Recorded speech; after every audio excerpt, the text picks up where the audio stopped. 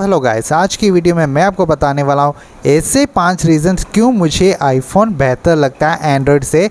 मैं बहुत साल से एंड्रॉयड यूज़र ही रहा हूँ। पिछले अगस्त 2022 अगस्त से ही मैं आईफोन यूज़ कर रहा हूँ। मेरे पास है आईफोन 12।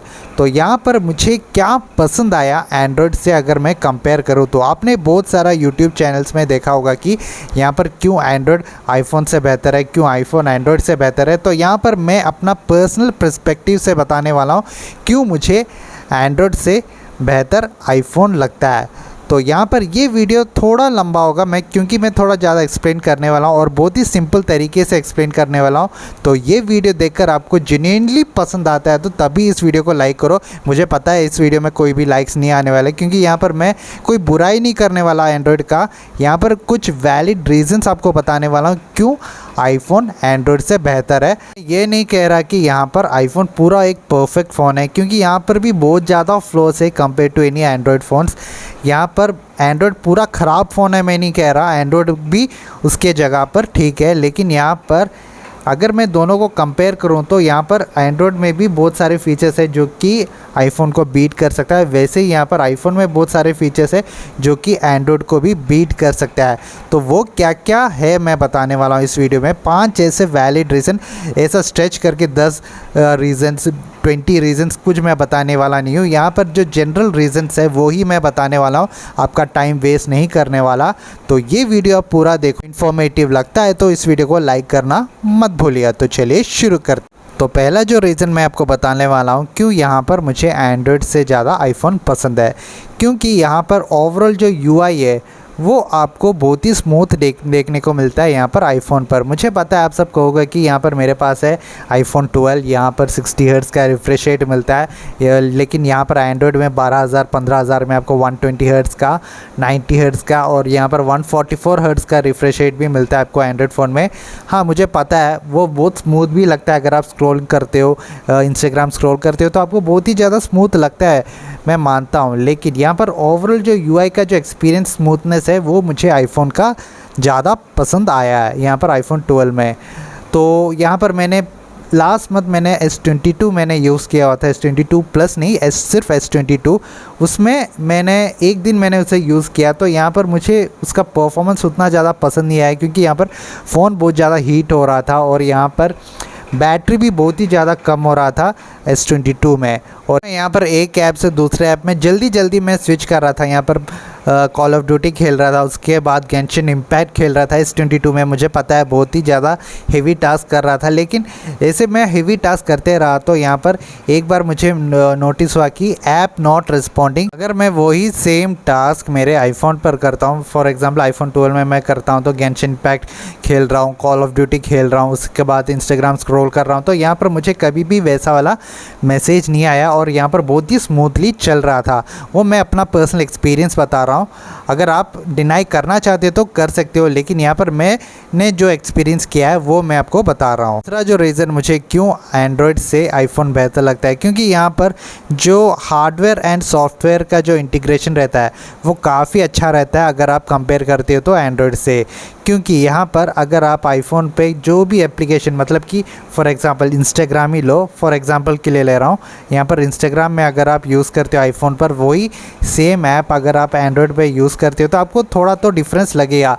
यहाँ पर ऐप का जो क्वालिटी है वो काफ़ी बेहतर मिलता है आपको आईफोन पर कंपेयर करता हूँ। तो आप उसे ट्राई करके देखो। मैं सिर्फ ऐसा ही नहीं बोल रहा हूँ, मैंने दोनों ट्राई करके देखा इसलिए मैं बता रहा हूँ। मैं इंस्टाग्राम के बारे में बात कर रहा था तो यहाँ पर अगर आप इंस्टाग्राम ऐप ओपन करते हो, वहाँ पर वही ऐप से अगर आप कोई फ़ोटोज़ लेते हो या व्हाट्सएप का ऐप खोलते हो, वहाँ से कोई फ़ोटोज़ लेते हो और भेजते हो तो यहाँ पर आपको बहुत ज़्यादा क्वालिटी लॉस होता है। फॉर एग्जांपल अगर आप कोई रील्स बनाते हो, मतलब कि इंस्टाग्राम में कोई रील्स बनाते हो या यूट्यूब शॉर्ट्स बनाते हो, तो यहाँ पर अगर आप कोई भी एक सैमसंग का फ़ोन यूज़ कर रहे हो तो और यहाँ पर आईफोन का फ़ोन यूज़ कर रहे हो, दोनों में आप एक बार शूट करके देखो, आपको बहुत ज़्यादा पसंद आएगा आईफोन का क्वालिटी। क्योंकि यहाँ पर जो सॉफ्टवेयर एंड हार्डवेयर का जो इंटीग्रेशन है वो काफ़ी बेहतर है कंपेयर टू एंड्रॉयड। तो आप ज़रूर ट्राई करके देखो। जो पॉइंट्स मैं बता रहा हूँ आप खुद ट्राई करके देखो। अगर आपके पास एक आईफोन है और एक एंड्रॉयड है तो यहाँ पर आपको पता चल जाएगा। तो यहाँ पर मैं वैसा ही नहीं बोल रहा हूँ क्योंकि यहाँ पर मैंने खुद ट्राई करके देखा है। तीसरा जो रीज़न मुझे क्यों आईफोन एंड्रॉयड से बेहतर लगता है, क्योंकि यहाँ पर जो सॉफ्टवेयर अपडेट मिलता है आपको वो बहुत ही कंसिस्टेंट रहता है। चाहे वो 3 साल पुराना फ़ोन हो या नया फ़ोन हो, सभी डिवाइसेस में आपको एक साथ सॉफ्टवेयर अपडेट मिलता है।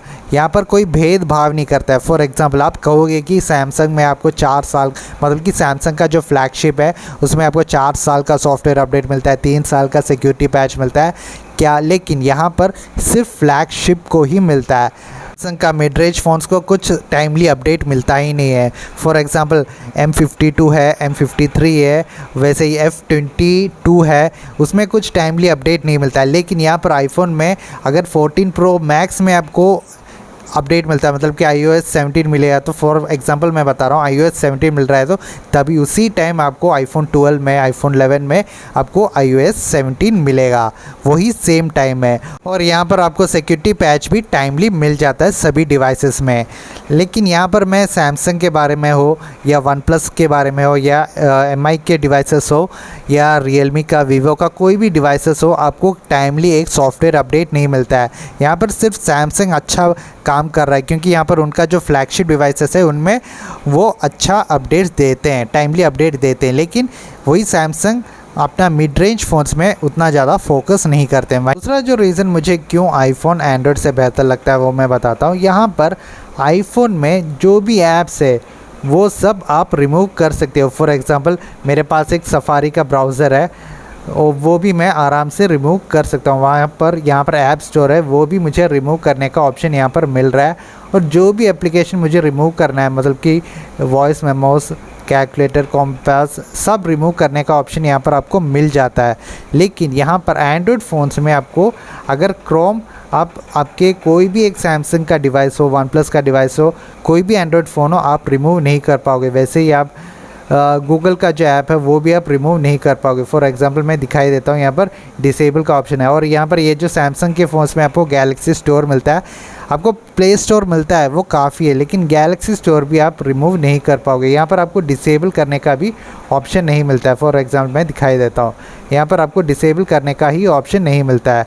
तो कुछ इस तरह यहाँ पर एंड्रॉयड में आपको जो ऐप्स दिया गया है, कुछ ऐप्स दिया गया है, वो आप कभी भी डिलीट भी, मतलब कि अनइंस्टॉल भी नहीं कर पाओगे। और कोई ऐप्स जैसे कि गैलेक्सी स्टोर, वो आप फोर्स स्टॉप भी नहीं कर पाओगे। लेकिन यहाँ पर आईफोन में आप जो ऐप्स चाहते हो वो सब आप रिमूव कर सकते हो। तो ये एक एडवांटेज लगता है मुझे आईफोन में compare to any other Android phone. Final reason मुझे क्यों यहाँ पर आईफोन एंड्रॉयड से बेहतर लगता है, क्योंकि यहाँ पर अगर आप कोई भी एक फ़ाइल्स ट्रांसफ़र करना चाहते हो, फॉर एग्जांपल आपके दोस्त के पास एक आईफोन है और आपके पास एक आईफोन है, नहीं तो आपके दोस्त के पास एक iMac है या iPad है, मुझे पता है ये सब कोई अफोर्ड नहीं कर पाओगे। लेकिन यहाँ पर जो प्रो है वो मैं बता रहा हूँ, अगर ये फ़ीचर एंड्रॉयड में आता है तो बहुत ही काफ़ी अच्छा होने वाला है। क्योंकि यहाँ पर अगर आप एक फ़ाइल ट्रांसफ़र करना चाहते हो, फॉर एग्जांपल 4 GB का या 10 GB का फ़ाइल ट्रांसफ़र करना चाहते हो, एग्जांपल के लिए मैं बता रहा हूँ, तो यहाँ पर अगर आपके दोस्त के पास एक आईफोन है तो यहाँ पर आप विद इन सेकेंड्स आप वो फाइल ट्रांसफ़र कर सकते हो। लेकिन यहाँ पर हम एंड्रॉयड से एंड्रॉयड पर शेयर करने के लिए क्या यूज़ करते हैं, नियर बाय शेयर में अगर आप एक 4 GB का फ़ाइल ट्रांसफ़र करना चाहते हो तो यहाँ पर एक 10 मिनट, 15 मिनट या 30 मिनट भी लग सकता है, वो मुझे लग रहा है। क्योंकि यहाँ पर मैं कभी भी मैं मेरे सैमसंग फ़ोन से रियलमी फ़ोन्स में या रेडमी फ़ोन्स में मैं कुछ फ़ाइल ट्रांसफ़र करता हूँ, मतलब कि 2 GB का बहुत ज़्यादा टाइम लगता है मुझे शेयर करने में। लेकिन यहाँ पर मेरे दोस्त के पास एक आईफोन है, वहाँ पर मैं ये वाला सेम 4 GB फ़ाइल में ट्रांसफ़र करता हूँ तो चुटकी में हो जाता है। तो ये एक मुझे बेनिफिट लगता है आईफोन में कंपेयर टू एंड्रॉयड। अगर एंड्रॉयड में ये फ़ीचर आता है तो बहुत ही यूज़फुल रहने वाला है। मैंने वीडियो में कहा था कि यहाँ पर मैं 5 रीज़न बताने वाला हूँ, लेकिन और एक रीज़न मैं ऐड करना चाहता हूँ क्यों मुझे आईफोन एंड्रॉयड से बेहतर लगता है। तो यहाँ पर अगर आप कोई भी एक फ़ोन को रीसेल करना चाहते हो, फॉर एग्ज़ाम्पल मैं अमेज़ॉन में अपना फ़ोन को सेल करना चाहता हूँ, तो यहाँ पर मुझे कितना मिलेगा मैं देखता हूँ। मेरे पास है आईफोन 12 जो कि 2 साल पुराना फ़ोन है, और यहाँ पर मैं रीसेल वैल्यू देखना चाहता हूँ सैमसंग S22 अल्ट्रा। तो दोनों का रीसेल वैल्यू, मुझे अभी आईफोन 14 ख़रीदना है तो यहाँ 14 प्रो ख़रीदना है, तो यहाँ पर आपको दिखेगा एक्सचेंज योर ओल्ड फ़ोन। तो यहाँ पर मैं प्रेस करता हूँ चूज़ फ़ोन टू एक्सचेंज, तो यहाँ पर मैं सैमसंग का रेट दिखाता हूँ कोई, तो यहाँ पर सैमसंग में जाते हैं, सैमसंग में जाता हूँ और यहाँ पर सैमसंग